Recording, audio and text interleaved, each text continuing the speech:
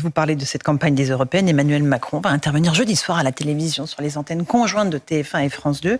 Évidemment, pour évoquer ce qui se passe du côté de l'anniversaire, le 80e anniversaire du débarquement, mais aussi pour parler des Européennes. Vous pensez que c'est une ingérence dans la campagne des Européennes? Je vais même plus loin. C'est un scandale démocratique. Enfin, depuis quand le président de la République peut s'inviter comme il veut, il pousse la porte, tiens, allez hop, il va pousser la porte de CNews. Vous avez vu là Gabriel Attal, le Premier ministre, hier, qui s'est carrément invité dans une interview de Valérie Ayé.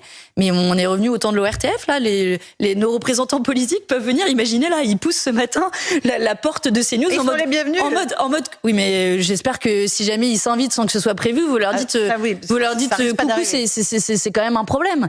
Et au-delà du problème la question de fond qu'a posé hier, le fait que le Premier ministre vienne voler la vedette à sa tête de liste. À sa candidate. Ce qui veut dire d'une façon d'humilier les femmes responsables politiques. Moi, j'aurais jamais accepté ça en tant que Jean-Luc Mélenchon l'aurait fait, vous l'auriez reparé? Non, il aurait jamais fait ça, je peux vous dire. Il n'aurait pas osé. Non, il n'aurait pas osé, parce que je suis la tête de liste qui mène cette campagne, parce que mon mouvement politique m'a fait confiance. Donc, ils ont une manière d'humilier leur tête de liste de la même manière où ils humilient le peuple français. Et de la même manière où ils traitent le débat démocratique. Je veux dire, je ne sais pas si on va en parler, de la motion de censure qu'on a déposée à l'Assemblée nationale. Je vous fais les transitions. Mais elle sert à quoi, la motion de censure? Mais elle sert justement à s'opposer... l'agitation politique? Non, à s'opposer au coup de force démocratique. Pourquoi on a déposé une motion de censure à l'Assemblée nationale? Parce que on a un gouvernement qui passe en force avec 20 milliards d'euros d'économie. Sans vote à l'Assemblée nationale. Mais qui trouve ça normal? Donc, demain, c'est les Françaises et les Français qui vont payer. C'est la réforme de l'assurance chômage. C'est l'augmentation de la TVA qu'ils évoquent. C'est le gel des pensions de retraite.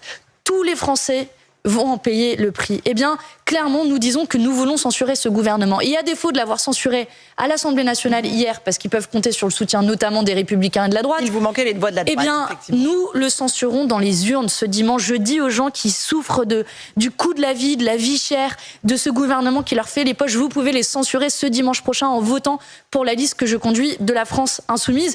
Et le fait que Gabriel Attal soit venu faire irruption hier dans l'interview de Valérie Ayé, c'est que je pense qu'il a compris qu'il vivait ses dernières heures comme Premier ministre. Vous pensez que lundi, il n'est plus là?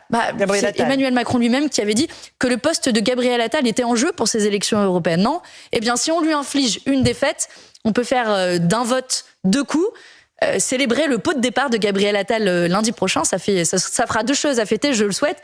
J'espère le meilleur score possible pour la liste que je conduis de la France insoumise, et surtout j'espère une défaite pour ce gouvernement qui fait tellement de mal à la fois à la démocratie, mais aussi à notre pouvoir d'achat.